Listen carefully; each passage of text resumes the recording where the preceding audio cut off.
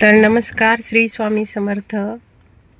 तुमचं माझ्या चॅनलमध्ये खूप खूप स्वागत. आज छान असा व्हिडिओ असणार आहे. आज आहे रविवार, आत्ता वाजलेत 8. आम्ही निघालो आहे गावाकडं. कशासाठी? तर पहा, पुढं शेताकडं जायचं आहे. तर पाहतायनो इथं वाजले होते 8 आणि आज 8 वाजताच घराच्या बाहेर पडलो. आता सध्या खूप ऊन पडतंय. स्वयंपाक वगैरे झाला. डायरेक्ट शेतामध्ये आल्यावर इथं असा आमचा देव आहे शेतातला, मसुबा म्हणून. दर वेळेस तिथं आलं की दर्शन उपटेव ना घ्यावं सगळ्याच त्यो लागतं. उपटेव पटकन सर. उपटे ना जर एखादा 2-4 ते पुढं घे. हा घे ते. तेवढी नाही तर किती झाड 2 फांटे घरूनच पाणी घेऊन आलो.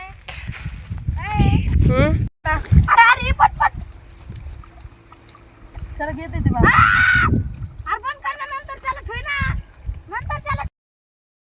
8 दिवसातून आज रविवारचा दिवस त्यांना असा एन्जॉय करायला भेटतो. आणि त्यांच्या आजी आल्या होत्या गावाकडून.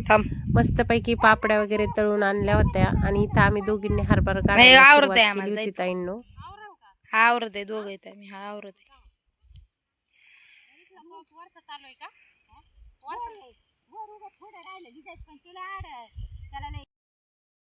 तर इथं पहा, स्वराजला छान अशी त्याच्या आजीने साडीची मस्तपैकी झोपडी करून दिली होती आणि तो आमच्या माग माग फिरत होता म्हणून सावलीला बसलाय.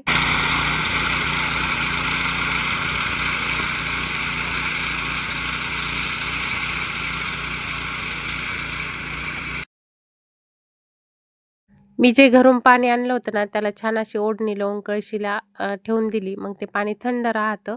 इथं तळवट आथरीनं चालू होतं आणि त्या भैयानी अर्ध्या तासामध्ये गहू काढला. एवढं सोपं काम झालंय गहू काढून घ्यायचं ना. मला तर खूपच आनंद झाला, कारण फक्त अर्ध्या तासामध्ये एवढा सगळा गहू त्यांनी काढून टाकला आणि फक्त मग असा गोळा करायचा होता.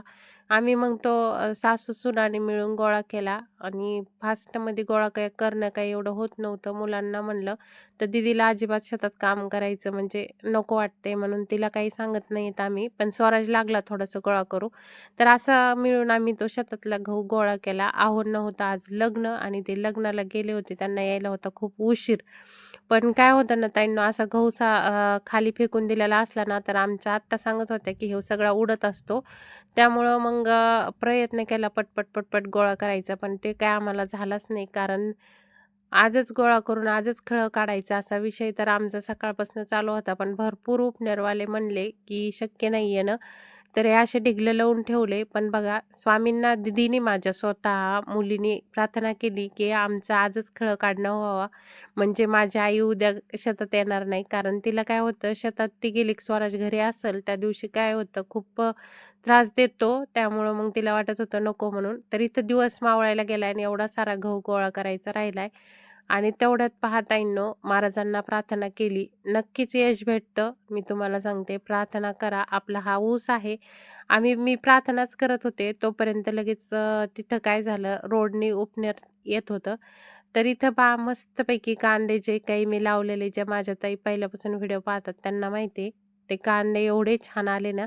तर हे उपनेर रोडनी चाललंच होतं. पहा, प्रार्थना केली महाराजांना आणि महाराजांनी जसं काय त्या भैयाला पाठवूनच दिलं. आणि तेवढ्यात ते रोडला आलेच होते आपल्या शेजारीच. तर मग आत्या गेल्या त्यांच्याकडं, म्हणल्या भैया येईल थोड्या वेळात, आमचं एवढं खळं काढायचं. ते म्हणले हो काढतो. पहा किती अंधार झालाय. मग काय, आहोंचे मित्र एवढे मायाळू आणि एवढी मदत करतात ना त्यांना सुखदुःखात, की सगळे मित्र मिळून आले आणि छान असं सगळ्यांनी खळं काढलं. आम्हाला अजिबात काही वेळ नाही आली खळं वगैरे काढायची, पण मात्र आम्ही तिथंच थांबून राहिलो.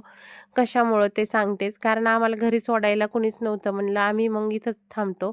तर असं मस्त असे ठोक्कर आपले गहू पहा जन्मलेले आहेत. अगदी छान गहू होते आणि त्याच्यामध्ये काय झालं, थोडेफार हिरवे आहेत ना, तर ते मग थोडंसं वाळावं लागेल. तर इथं बघा आमचं पाटील कसे मधात करत आहेत.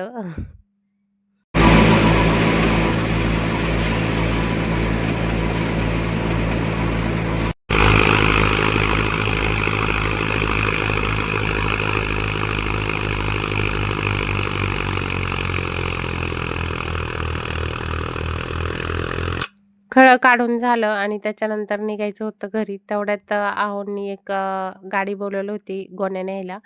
मग आम्ही त्यातच गेलो आणि त्याच्यानंतर पहा हे सगळे आहोंचे मित्र आहेत, गोण्या वगैरे टाचू लागायला, घरी घरी सगळं गहू वगैरे पोहोचतं करण्यापर्यंत. आहोंना त्यांनी अजिबात काही करून दिलं नाही, कारण नाही का त्यांना गोण्या वगैरे उचललेल्या जमत नाहीत. तर ऑपरेशन झालेलं आहे त्यांचं मणक्याचं, त्यामुळं खरंच तर मैत्री असावी तर अशी. तर चला, व्हिडिओ आवडलात लाईक